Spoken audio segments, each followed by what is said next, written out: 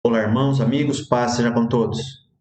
Hoje falaremos sobre mais uma parábola de Jesus, uma parábola que não é muito conhecida, mas que dois evangelistas nos relatam, tanto Mateus quanto Lucas. E antes da aula de hoje, vamos fazer uma breve oração. Querido Deus, te agradecemos por tua rica misericórdia, por tua infinita compaixão de cada um de nós. Queremos que o Senhor abra o nosso entendimento, o nosso coração, para compreender a tua palavra como ela deve ser compreendida. É o que pedimos em nome de Jesus. Amém. A parábola da qual falaremos hoje é esta. A parábola dos meninos na praça. Você já ouviu esta parábola? Pois bem, falaremos dela. Uma introdução, a parábola e seus elementos. Onde estou? Poderia Jesus estar contra nós? E uma conclusão. O grande Senhor dos céus e da terra, Jesus Cristo, nos conta uma ilustração familiar àqueles que viveram naquela época, acerca das pessoas que o cercavam. Nela podemos encontrar os mesmos elementos e significados aplicáveis à atualidade. Jesus a proferiu um pouco depois de falar sobre o profeta João Batista. João estava preso e alguns de seus discípulos foram até Jesus para tirarem uma dúvida. Após o esclarecimento da dúvida, o mestre dá uma preciosa lição. Os discípulos de João Batista foram até Jesus porque João Batista queria saber se Jesus era realmente o Filho de Deus ou se eles deveriam esperar por um outro Messias. Jesus, com sua infinita compaixão, respondeu de uma maneira bastante branda a João Batista, dizendo para que os seus discípulos levassem a ele a notícia de que os aleijados estavam andando, os cegos estavam vendo, os surdos estavam ouvindo, os mortos eram ressuscitados e aos pobres era anunciado o Evangelho. Jesus pediu para que os discípulos de João Batista levassem essa notícia até ele, porque João Batista estava numa situação bastante perturbadora. João Batista estava preso, estava à beira da morte. E em momentos de dificuldade, nossa cabeça começa a rodar e os nossos pensamentos muitas vezes não são lógicos, não têm coerência. Sim, João Batista, aquele que apresentou Jesus como o Cordeiro de Deus que tira o pecado do mundo. João Batista, que batizou Jesus, embora contra a sua própria vontade, porque João Batista dizia que ele é que tinha que ser batizado por Jesus. Jesus explicou a situação e João Batista concordou em batizar Jesus. Mas, logo que os discípulos de João saíram, Jesus começou a dizer à multidão: que vocês saíram para ver no deserto? Vocês saíram para ver uma cana agitada pelo vento ou um homem ricamente vestido? Não. Vocês saíram para ver quem? Um profeta? Não. João Batista não é só um profeta. João Batista é muito mais que um profeta. João Batista é aquele de quem está escrito lá no profeta Isaías, que diz: voz do que clama no deserto, preparai o caminho do Senhor. João Batista foi o precursor de Jesus, o Messias, foi quem veio preparar o caminho para Jesus. Jesus disse que dentre os nascidos de mulher, ninguém havia nascido que fosse maior que João Batista. Veja a importância desse homem. Alguns se acham importantes, alguns se acham o cara, ou, numa linguagem mais jovem e não tão formal, João Batista era o cara. E ele realmente era. Era, dentre os profetas, o mais importante que já havia pisado na terra. Mais importante até que Moisés, segundo as palavras de Jesus. Mas, prosseguindo, Jesus, depois de ter respondido isso, assemelhou aquela geração, aqueles que o ouviam, a crianças que brincavam na praça. E vamos ver como Jesus se referiu a eles. Mas a quem assemelharei esta geração? Com quem que eu vou assemelhar este povo que vive nesta época? É semelhante aos meninos que se assentam nas praças e clamam aos seus companheiros e dizem: tocamo-vos flauta e não dançastes, Cantamo-vos lamentações e não chorastes. Porquanto veio João, não comendo, nem bebendo, e dizem, tem demônio. Veio o Filho do Homem. Filho do Homem é como Jesus se referia a si. Comendo e bebendo, e dizem, eis aí um homem, comilão e beberrão, amigo de tudo quanto é publicano e toda espécie de pecadores. Mas a sabedoria é justificada por seus filhos. Finaliza Jesus. Mateus capítulo 11, versículos 16 a 19. Interessante Jesus comparar aquela geração aos meninos que brincam nas praças. O que Jesus quis dizer com aquilo? Olha, aquelas crianças estavam... Imagine a seguinte cena, em que as crianças em uma praça, algumas querem brincar e outras, aparentemente, também manifestam o desejo de brincar. Então, todos querem brincar na praça. Praça é um local onde pessoas ocupadas ficam? Não. Praça é um local onde pessoas desocupadas ficam. Não. O pipoqueiro que está na praça não é desocupado. O pipoqueiro está trabalhando. Tá? Então, não são todos os desocupados que se encontram ali na praça. O gari que está varrendo a praça também não está desocupado. Bom, deixa eu explicar. Geralmente, não é que todos que estão na praça não têm o que fazer, mas geralmente a praça é um lugar de pessoas que não estão se ocupando com alguma coisa que seja produtiva. Ah, mas o lazer... Não. Estou falando que estão na praça geralmente pessoas que não têm outra coisa mais importante a fazer. Ficou claro? Então vamos lá. Jesus disse que aquela geração era como os meninos numa praça, em que alguns queriam brincar de uma coisa, mas não atendia os anseios, não estava de acordo com o que algumas crianças queriam. Aquelas brincadeiras às quais Jesus se referiu era brincar de casamento e brincar de funeral. As crianças imitavam os adultos com algumas brincadeiras. Você nunca imitou adulto? Brincando quando era criança? Me diga se você nunca brincou de fazer comidinha. Você nunca brincou de mecânico? Nunca brincou de construtor? Você nunca brincou de médico? Colocava a boneca debaixo da camisa e depois pegava uma faquinha de cortar bolo de plástico, fazia de conta que cortava a coleguinha e puxava a boneca debaixo da camisa, fazia de conta que a criança nasceu? Pois bem, as crianças imitam os adultos. E aqui estavam imitando, no exemplo que Jesus deu, um casamento, em primeiro lugar. Uma festa de casamento, onde as pessoas tocavam flautas, um era o noivo, o outro era a noiva, o outro era o músico, e os convidados. Então, simulavam um casamento e começavam a tocar, e todos tinham que participar daquela brincadeira. Mas alguns, no exemplo que Jesus deu, não quiseram participar da brincadeira. Então, as crianças que estavam chamando os outros para brincar, não queriam brincar sozinhas, insistiam para que os outros brincassem, crianças que estavam lá desocupadas, sem ter o que fazer.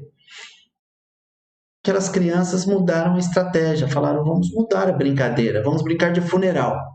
Fulano vai ser o morto, Beltrano vai ser o celebrante do ofício fúnebre, Fulano vai ser o coveiro, Fulana vai ser a mulher que chora, Beltrano vai ser o que chora também, vocês vão ser o pai do defunto. Então, e os outros vão chorar, como aquelas pessoas que participam da cerimônia. E aquelas crianças começam a cantar, a entoar lamentações. Começam a falar coisas tristes, coisas sensíveis, para que as outras crianças se entristeçam e entrem no clima e participem da brincadeira. Só que no exemplo que Jesus deu, as pessoas não quiseram participar também da brincadeira. Aquelas crianças, de braços cruzados, falaram, eu também não quero participar de brincadeira de funeral. Eu não quero me entristecer, não. Então vamos dançar? Também não quero. que você quer? Não sei. Não sei o que eu quero. Gente, ou de uma coisa ou de outra. Se vocês não querem desse jeito, tudo bem, a gente muda a brincadeira, vamos fazer da outra forma. Não, também não quero. Jesus disse que aquela geração estava agindo exatamente daquela maneira. E Jesus concluiu aqui, ó. Veio João Batista. Ele não comia como os demais, não bebia como os demais, e achavam estranho que João Batista comesse só gafanhoto e mel silvestre.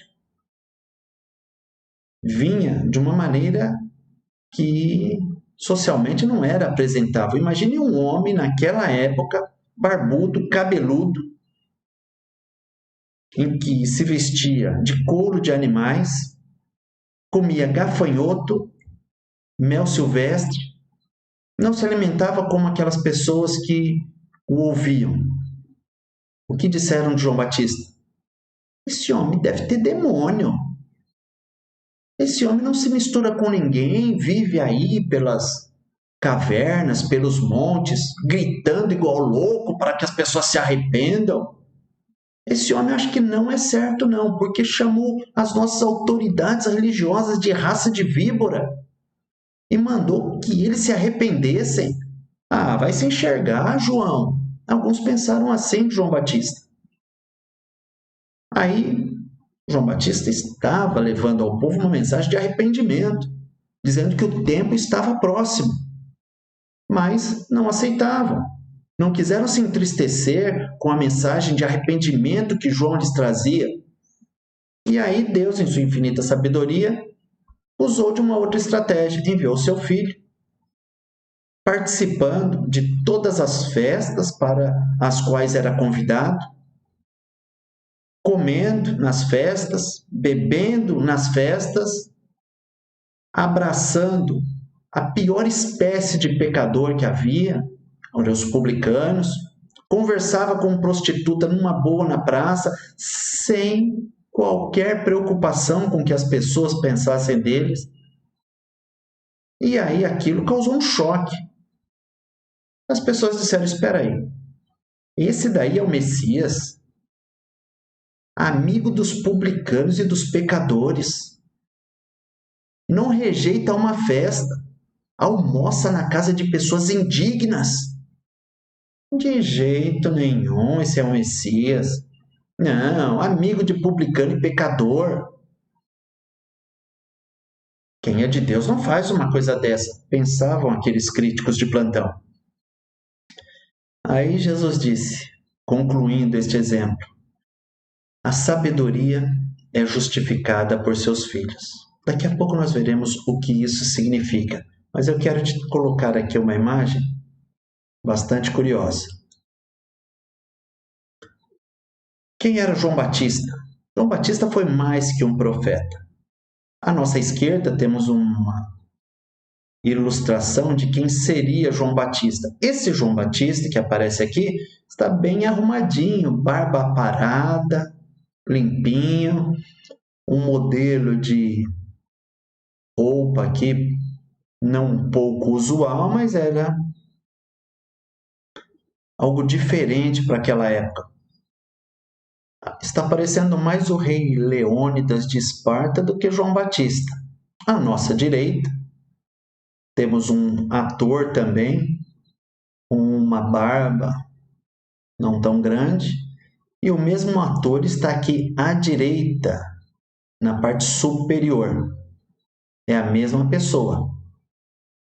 Este à direita, ou melhor, os dois à direita, personagens de filme não tão recentes, mais se assemelham a João Batista do que os dois primeiros dos quais falamos, e estão aqui para vermos. O que eu quero mostrar com essas fotos? Quero trazer a vocês a lembrança que João Batista tem que ser visto e tem que ser lembrado como uma pessoa que não frequentava salão de cabeleireiro.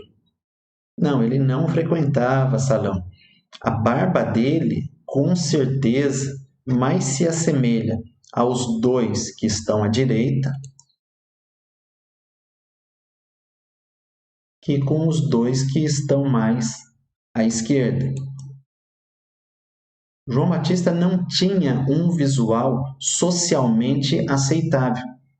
Ele veio de uma maneira austera, veio de uma maneira rigorosa, colocando o dedo no nariz das autoridades que não andavam de acordo com a palavra de Deus.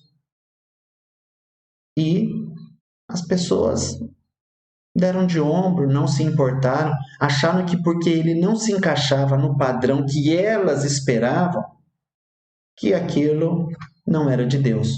Você conhece pessoas assim? Que se não for de acordo exatamente com o que elas pensam, elas ignoram? Elas não param para pensar que o que está por trás daquilo pode ser algo de Deus? Curiosamente, eu estou falando com pessoas que são cristãs, com pessoas que são evangélicas, com pessoas católicas, com pessoas que não são nem católicas e nem evangélicas, mas esta palavra diz respeito a exatamente todos. Talvez você já tenha compreendido, pelo que você já conhece da palavra de Deus, e dito: eu não sou semelhante àquelas crianças. Eu sei que João Batista pregou da parte de Deus e que Jesus era o Filho de Deus. Perfeito, parabéns para você. Ganhou um prêmio. Já deu um grande passo, é isso aí. Não estou sendo irônico, estou brincando, mas você está de parabéns. Se compreendeu isso, que João Batista veio pregando da parte de Deus, ótimo. Que Jesus veio com uma mensagem de Deus, ótimo. Mas tem algo em que talvez você esteja tropeçando. Na mesma coisa que aquelas pessoas tropeçaram. Mas como assim? Vou explicar. Quando você não, vamos mudar o exemplo. Você conhece alguém que gosta de um determinado estilo e não aceita outro estilo? Você já viu pessoas que criticam quando alguém prega o evangelho de uma determinada forma? Se o pregador é daquele pregador que grita, que esbraveja, que é bem eloquente, a pessoa critica e diz: precisa de tudo isso? Eu não acredito que Deus precisa de tudo isso para transmitir a sua mensagem. E tem aqueles, talvez esses mesmos, quando ouvem um pregador que fala de uma maneira mais baixa, mais suave, de modo pausado, para que todas as suas palavras sejam bem entendidas, esse pregador é taxado de: parece que está morrendo. Parece que não acredita naquilo que fala. Empurra para ver se pega no tranco. Não tem vida. Morreu e esqueceu de deitar. Enfim, Jesus estava dizendo que há pessoas que não se contentam nem com A e nem com B, nem com C, nem com D, nem com nenhuma das letras do alfabeto. São como crianças emburradas na praça. Crianças birrentas que falam: desse jeito para mim não serve. Ah, também para mim não serve. Tem cristãos que agem desse jeito. Quando se toca um hino que não é no ritmo que ele gosta, ele chega ao absurdo de pensar: talvez não seja de Deus isso. Alguns até são mais abusados e falam: Deus não está nesse negócio. Se é um ritmo um pouco mais acelerado, fala: Deus não está nisso. Se é um ritmo um pouco mais lento, cadê a alegria? Parece hino de velório. Deus é alegria. Tem pessoas que não estão satisfeitas com nada. São essas pessoas que são criticadas aqui por Jesus. Pessoas que não sabiam dar valor para a multiforme sabedoria de Deus, com que Deus trata cada coisa. Mas muitos chegaram a reconhecer João Batista como mensageiro de Deus e também viram em Jesus uma mensagem do amor de Deus aos nossos corações. Cada um com seu estilo, mas ambos falando de Deus. Entenda que não é porque algo não é do jeito que você gostaria que fosse, que aquilo não é de Deus. Procure conhecer um pouco mais a palavra de Deus E você vai ver que Deus tem várias formas de tratar com as situações. João Batista não estava de acordo com o padrão da época. Por isso, João Batista não foi bem visto por algumas pessoas. Vamos ver aqui alguns elementos desta parábola. Praça é o mundo. Crianças na praça. Quem são as crianças que estão na praça? São alguns daqueles que ouviram os ensinamentos de Jesus. Quem são os que tocam flauta? Aqueles que chamam para momentos alegres. Aqueles que não querem dançar são os que não querem participar dos momentos alegres com os que tocam flauta. Aqueles que tocam flauta são aqueles que chamam as pessoas para saírem daqueles momentos de tristeza e participarem da alegria em Deus. Aqui no caso que Jesus estava nos dando exemplo, ele estava se referindo à mensagem da salvação, à alegria da salvação que ele tinha vindo trazer. Uma mensagem de alegria, uma mensagem de amor, com a qual as pessoas deveriam se alegrar.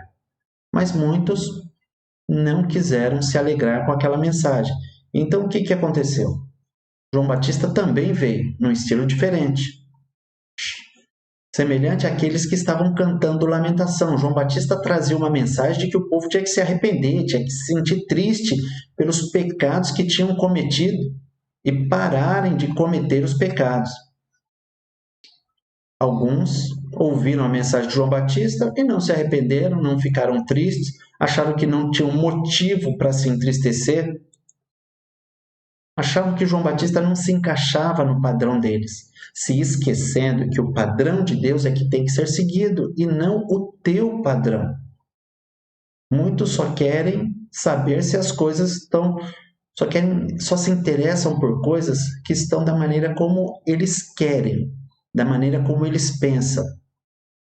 E acabam se limitando e deixando de desfrutar muitas coisas da parte de Deus, porque Deus não age só da maneira como você pensa ou espera. Você não é o sabe-tudo. Deus tem uma multiforme sabedoria e muitas estratégias para atingir vários objetivos. Não seja como aquelas crianças na praça que nada as satisfaz. Uma pergunta. Onde estou? Sim, em que grupo você está? Você está com os que não dançam quando a flauta é tocada? Aqui o pobre do menino tocando flauta e os outros fazendo birra que não querem participar. Simplesmente não querem participar. Por quê? Porque não querem. Não acham legal aquilo, não estão com vontade. Você, quando ouve notícias boas da parte de Deus, você age com indiferença?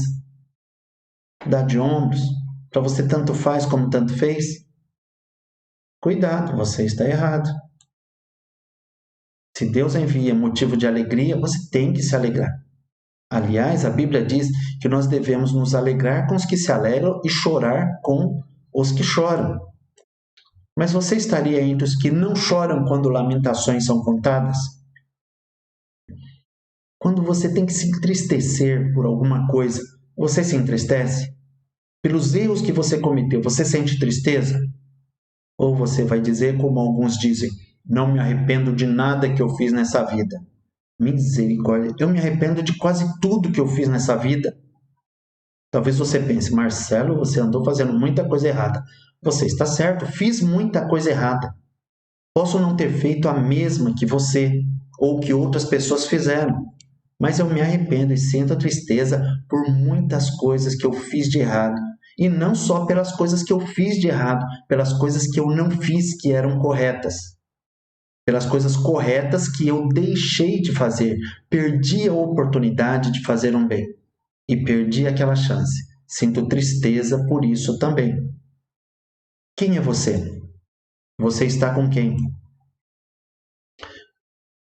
Ou você está com os que dançam quando a flauta é tocada e com os que choram quando lamentações são contadas.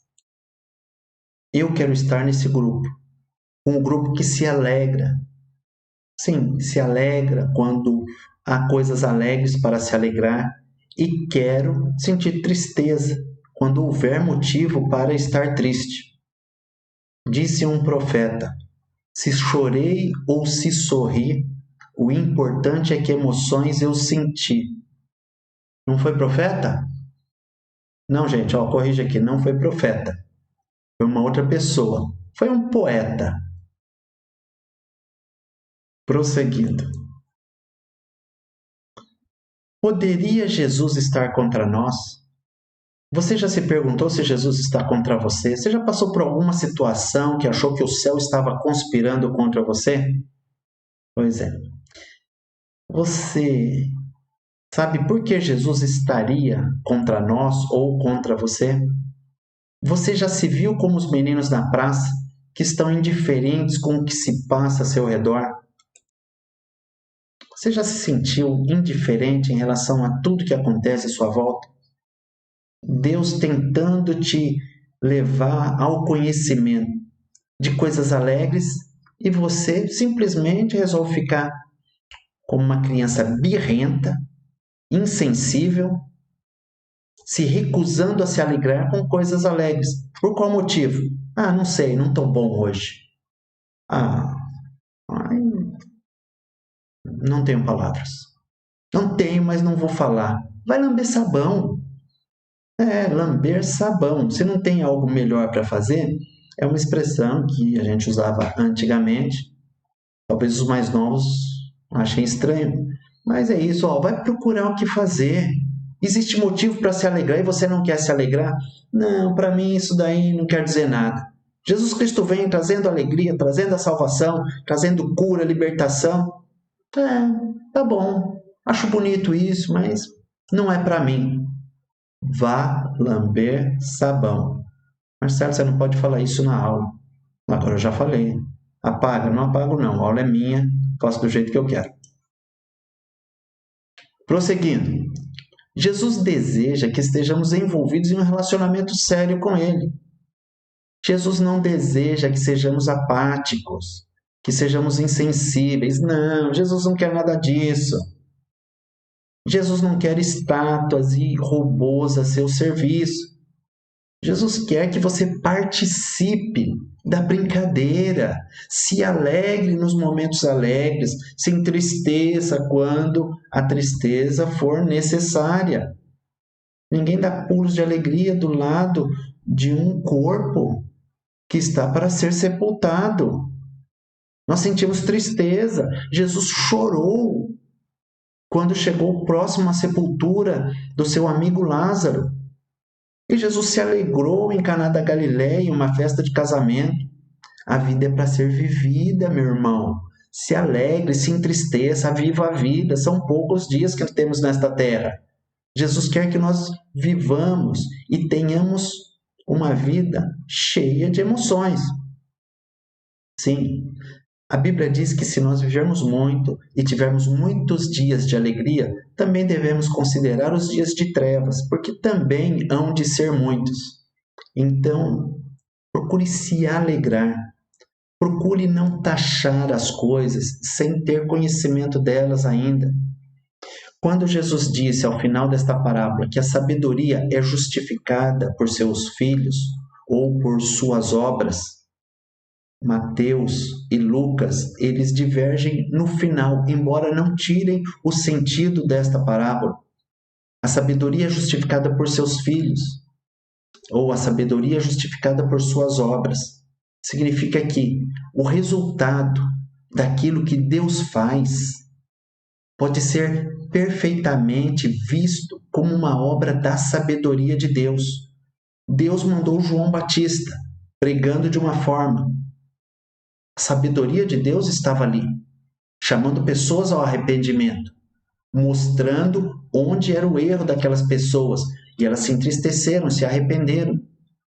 Jesus Cristo veio trazendo uma notícia de paz, alegria e amor, diferente de um salvador da pátria, de um Messias bélico, de um Messias guerreiro, de um Messias de batalha. Embora Jesus fosse esse homem de batalha, homem de guerra é Jeová, Há hinos que cantam assim, a Bíblia diz que Deus é um homem de guerra, mas Jesus veio trazer esse aspecto de Deus, veio trazer esse atributo de Deus, veio trazer essa característica de Deus, que é o seu infinito amor e o perdão a todas as pessoas.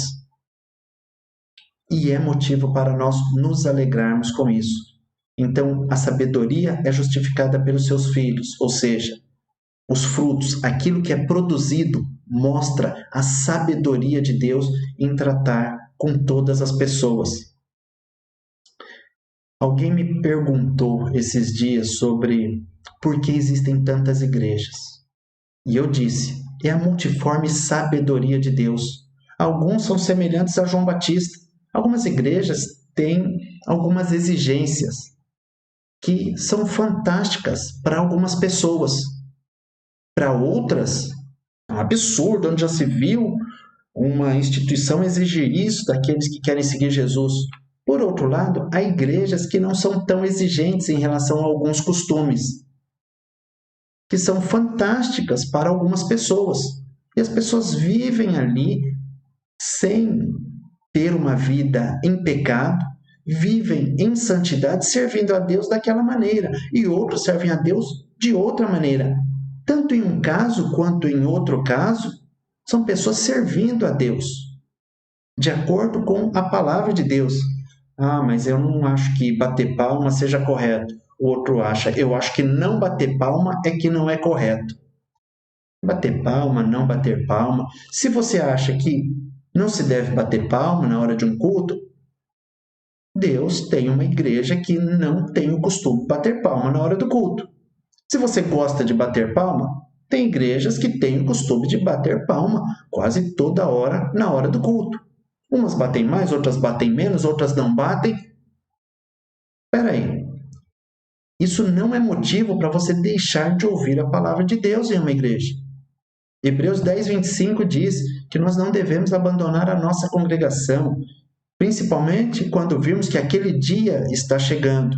Em outras palavras, você não deve deixar de ouvir a palavra de Deus, de se reunir com outras pessoas, onde se fala a palavra de Deus, em um templo, em uma igreja, embora a igreja sejamos nós, mas você não deve deixar de se reunir no templo.